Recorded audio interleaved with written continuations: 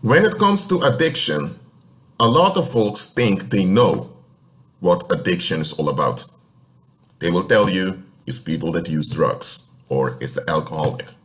Now, alcoholism, the use of recreational drugs, or let's say the abuse of recreational drugs, those are fruit of addictions. Because think about it. The man or the woman that can't stay away from alcohol, it's not the alcohol in itself that they can't live without. Because biologically speaking, they can easily live without alcohol.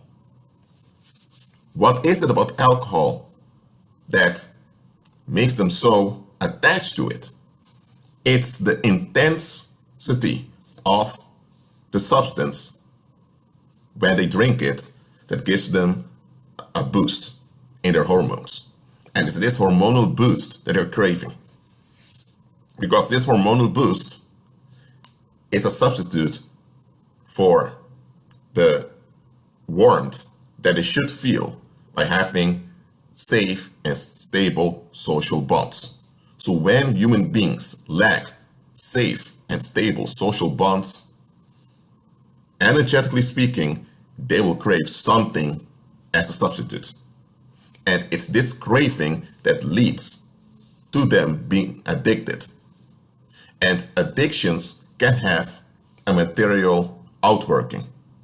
Well, all addictions have a material outworking eventually because you are a human being. That means you're a spirit being with a soul inhabiting a body. But what I mean with a material outworking is often addiction works out in the individual craving the gratification of a substance, whether it's smoking or drinking alcohol, or it can even be something like sugar. There are a lot of folks addicted to consuming sugar. So those are addictions with a physical substance attached to it. But the origin is energetic, so the origin is psychic. All addictions have a psychic origin. Because an addiction comes down to the human being not being able to function properly on a spiritual level. So think about this. If someone has an addiction, it doesn't have to be attached to a physical substance. If the addiction remains internally, you will not be able to notice that they are addicts. When someone is addicted to smoking, you will notice that they often go to the supermarket or someone else to purchase tobacco. You may sense they're smelling like tobacco because they consume it often. Sometimes even their teeth suffer because of the smoking. So there will be physical symptoms showing that they crave and are attached to a substance.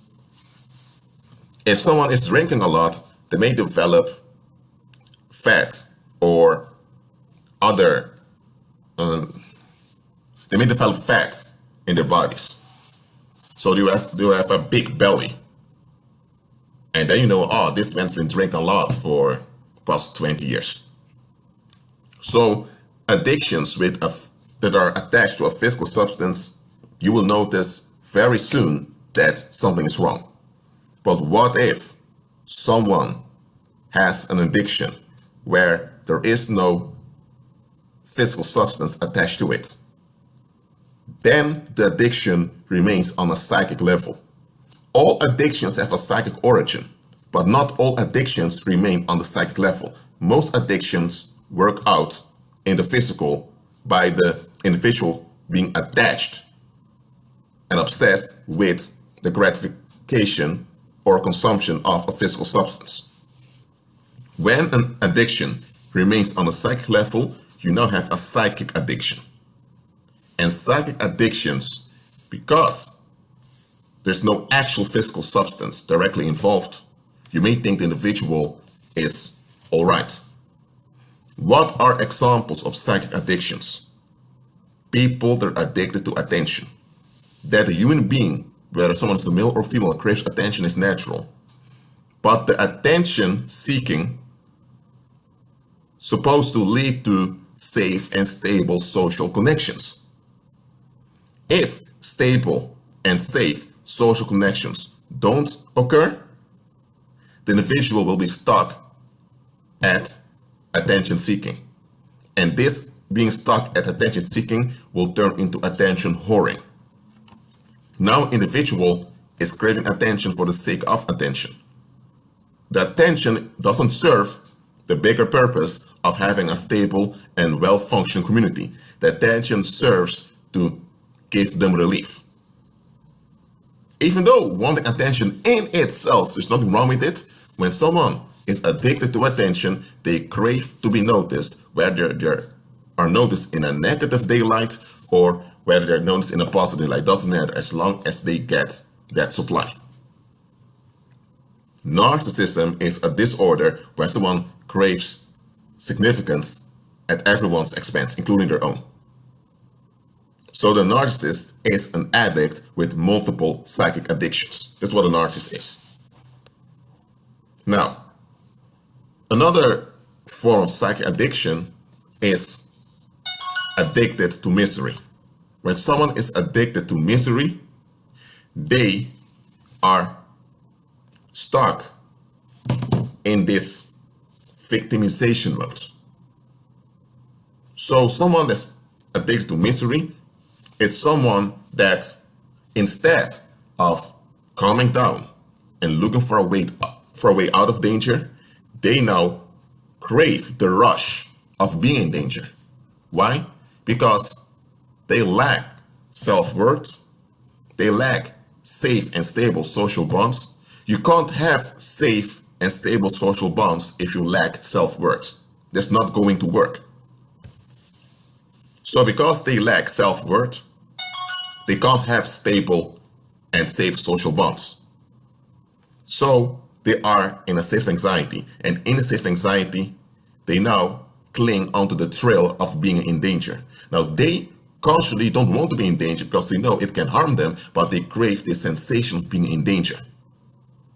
So what happens is that this individual, unconsciously, they really don't want to get out of misery. They don't want to get out of danger. They want to stay in danger, and they want others to supply the thrill for them.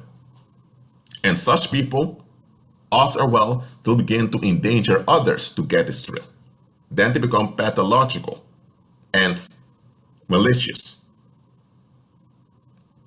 Not because they really want to harm other people, because they don't even think about other people as people. They're only into the thrill they're craving. You may have a parent that may give you bad advice just to get the thrill of talking bad about you with other relatives, complaining about you. That's one example. Or you may have a spouse that's always arguing with you, and you think, why is my wife or why is my husband arguing all the time? What's going on? They are addicted to misery because they've developed a victim mentality. They really don't want any solutions. The moment anyone comes with a real practical solution, they shut down or they come with excuses, because the only thing that's on their mind is them getting their thrill supply. Another form of psychic addiction is addiction to, let me check how I'm going to phrase this. It's the addiction where someone always expects evil intent from others. They call this paranoia in the world, but it's really an addiction. Let me explain why. When someone always expects negative intentions from others, it is because they themselves are not reliable. It is because they themselves aren't trustworthy, because they themselves are only focused on their own gratification. And they would never want to be around someone like them. But they don't want to face themselves, that's how they've become. So now, to avoid having to face themselves, considering how unreliable they are, they now project this onto others. So you may have a spouse that keeps suggesting that you're cheating on him or that you're cheating on her. And you think, what? Why is this woman, or if you're a female, why is this man keep suggesting I'm cheating on him? He's doing that because he is the one that's either he's cheating already or he intends to cheat. So he suggests his negative behavior onto you to kind of trigger you into doing what he intends to do so that he will have an excuse for doing it when he's doing it or when she's doing it. Why? Because to have stable and social bonds, you need to be trustworthy. You need to be reliable. But people without self-worth cannot be reliable. Therefore, you can't trust them. Because whenever things get difficult, they're gone. Such people, when things catch up with them, they want to flee. The only thing that's on their mind is to flee. So it can be that you have a business partner who suddenly becomes suspicious of you. He even makes false police reports about you. And even at the police station, people think, what's wrong with this guy? It is because that guy doesn't want to endure financial hardship. Because it doesn't always happen in business that things thrive on your behalf. Sometimes you will go through difficult moments. But let's say you have a business partner who doesn't want to go through this.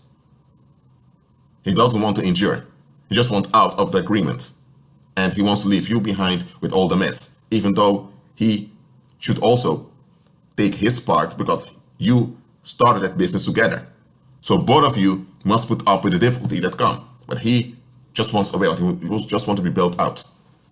He can't go to the judge and ask the judge to give him a bailout from the consequence, because the judge would say, no, you agreed with this with your business partner. You can't just leave and he is left behind with everything.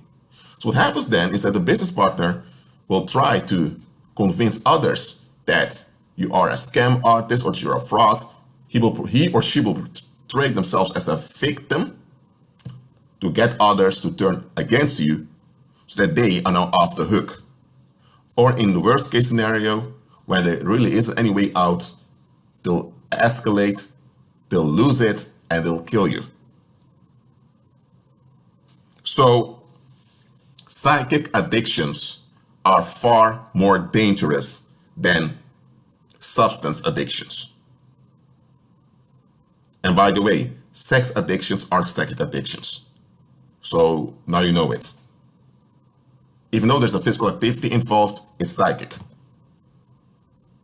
So you cannot, and I'm saying this with a loud voice because you need to understand this, you cannot trust a psychic addict.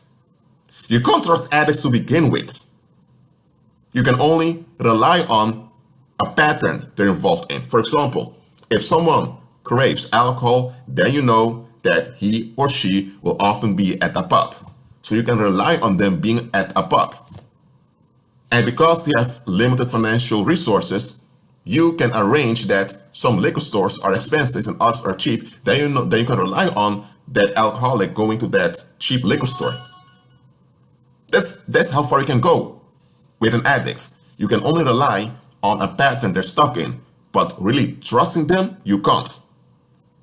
You can trust the pattern they're stuck in, but you can't trust them.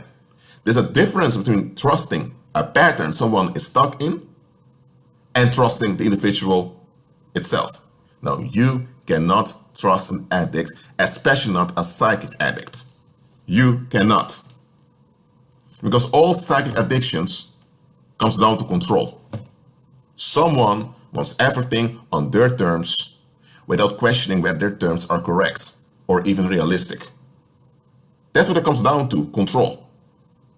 Some people are very obvious with their control issues. They are the difficult type of people to deal with. They demand you to treat them a certain way with a certain amount of quote-unquote respect. Respect simply means giving in to the violence of someone else. That's what it is. So they expect you to submit to their violence. And if you don't, they escalate. They can't handle that they don't get their supply. So when you refuse to allow them to have an inappropriate grip on you, they escalate. Because actual real control, no human being has. Through violence, human beings can get an inappropriate grip on you. They want an inappropriate leverage over you. That's as far they can go. And the moment you refuse this or you resist this, they escalate. So take what I'm saying here very seriously. You cannot trust a psychic addict. Now, we know that people with physical addictions cannot be trusted because they're so into the relief that they get from those substances. If you have someone that's addicted to crack, they may approach you, become friends with you, and later you'll find out your bank account was plundered. Why? That individual that befriended you had a crack addiction. He craved his supply. The supply is expensive, so he became friends with you. He gained access to you, and he and some other hackers hacked your bank account, and now your savings account is empty. Thousands of euros are gone. Years of saving for nothing, and they are now enjoying their crack. So we know that with people with physical addictions, you need to watch out. But I'm telling you now, anyone with a psychic addiction, you cannot trust them.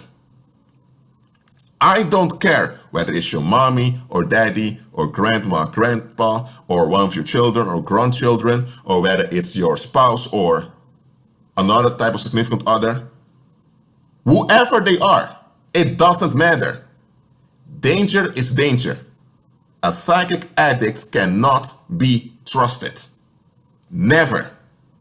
The moment you think you can trust a psychic addict, that is the moment you hand over yourself to be scammed, hoaxed, swindled, and possibly killed.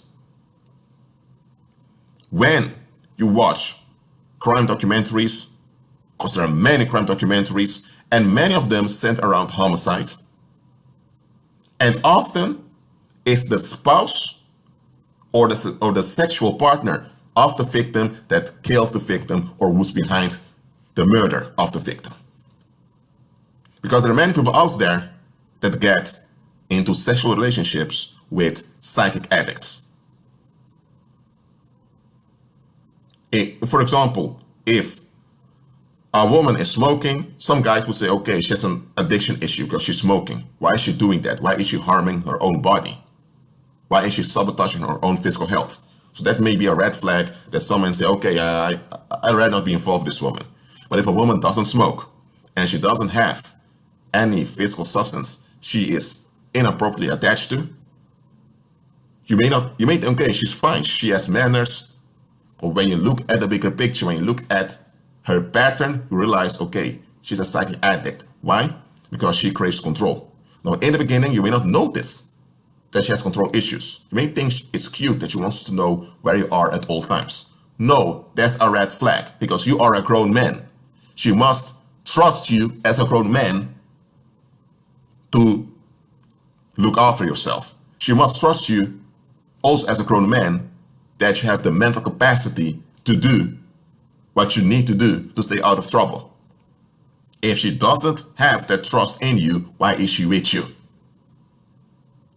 Which woman in her right mind would want to be with a man where she has to monitor him all the time? The other way around also, if you have a guy who always wants to know where you are, it's not because he's concerned about you, because he loves you. No, he has a psychic addiction. He craves control and attention. That's a big red flag, ladies. A very big one that's often ignored.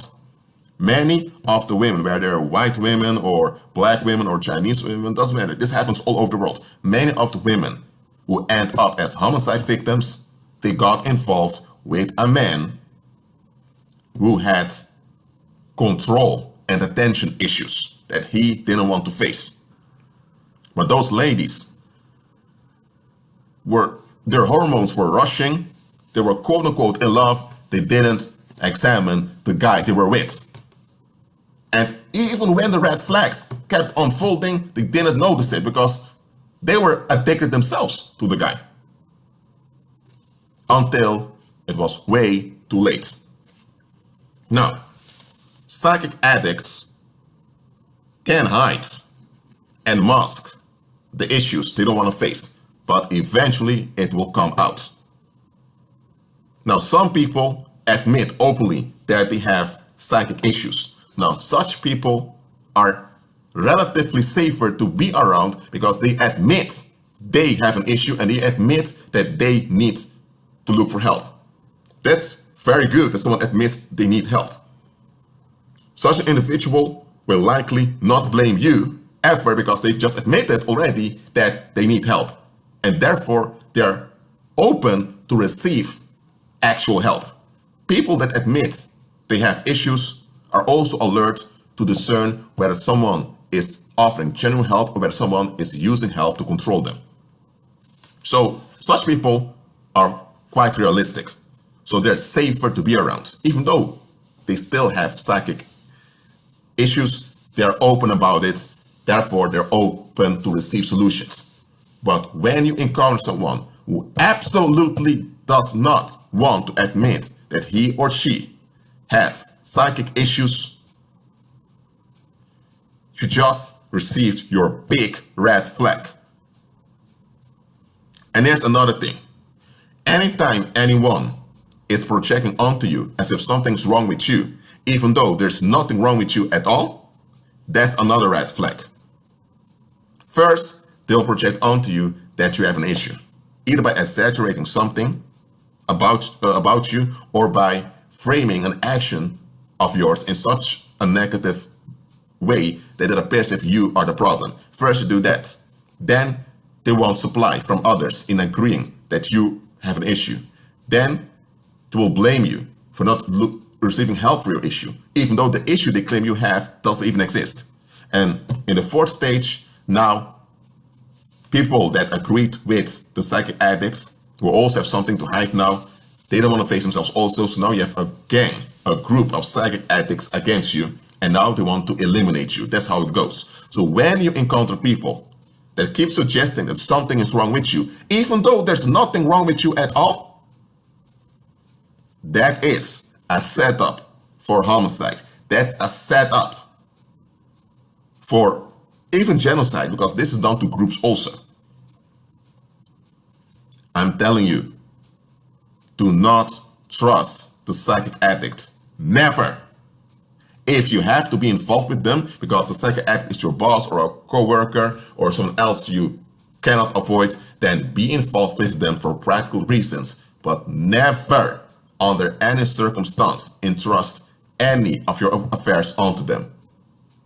If you need to talk about what you're doing because you can't be too secretive because that will backfire also, then talk about what you're doing but conceal the direction you're going. So if you, for example, plan to purchase stocks in Asia, then talk about that you are going to Asia, because that's true, you are going to Asia, and talk about the nightclubs over there. Begin to talk about all the other stuff you expect to encounter in Asia, because you are telling the truth that you're going to Asia, but you're concealing the fact that you're there to purchase stocks. So you can tell what you're doing while at the same time concealing what you're actually doing. That's being wise as a serpent, and you need to be wise as a serpent when you're dealing with psychic addicts. Never entrust. So never give access, nor influence, nor space to any of your affairs to a psychic addict. Now, if you have to be involved in a psychic addict for practical daily reasons, then you have no choice but to have some practical trust. But that practical trust is in the event or the task that needs to be done. For example, if you have a coworker who's a psychic addict and you both need to check some data from some other company, then your practical trust should be in the task that needs to be done, not in the psychic addict with whom you have to exercise the task. That's a big difference. Trusting the task or the event is different than trusting the individuals are involved in the task or the event. I'm talking about practical trust. Okay? Never, under any circumstance, trust the psychic addicts. You cannot trust those people. In the beginning, they will not likely endanger you. They may even be on good terms with you. But listen, even if a psychic addict has a good heart, because they have good intention towards you, because they never intend to harm you, that may be true. But listen, they are a psychic addict. That means demons have access to them. So demons can take them over and do things through them that they themselves would never do. So it can be that a psychic addict suddenly lied on you and caused you a lot of trouble, and later you confront the individual. The individual says, I don't know why I did that. In some cases, it's true. Because they're psychic addicts and they're so dependent on this validation by society, demons have access to take them over, maybe for 1 or 2 minutes. But it's those 1 or 2 minutes that demons take over the body that's sufficient to cause a lot of harm. It can be, for example, that you have a guy who's falling apart mentally and evil spirits take over the body, and the individual picks up a gun and shoots around. So it's the demons now using that human body of that human being that's alive to kill many others. It's the demons that did it, not the individual, but it's still his body that was used. So when the body is dropped to the ground and people die, the police are going to arrest him. And people are going to think, why did this guy do that? And it can be that the guy himself thinks, I killed those people, how did that happen? In this case, he had someone who was falling apart mentally, and society and the community did not intervene. So the community gave access to the demons to use an individual. The individual, him or herself, may not be aware they are in such a bad state. But if the community realizes individuals in a bad state, the community should intervene, both for the individual as well as for the community. If the community doesn't do it, they just want to be left alone, they don't want to bother, then the community gives consent to demons enacting danger. And that is what often happens. When a community refuses to function as a healthy and stable community, they grant access and consent to demons to enact danger. And when someone is a psychic addict, and they're either not aware they're psychic addicts or not willing to admit it, then they are easy vessels for demons to take over. So never trust a psychic addict.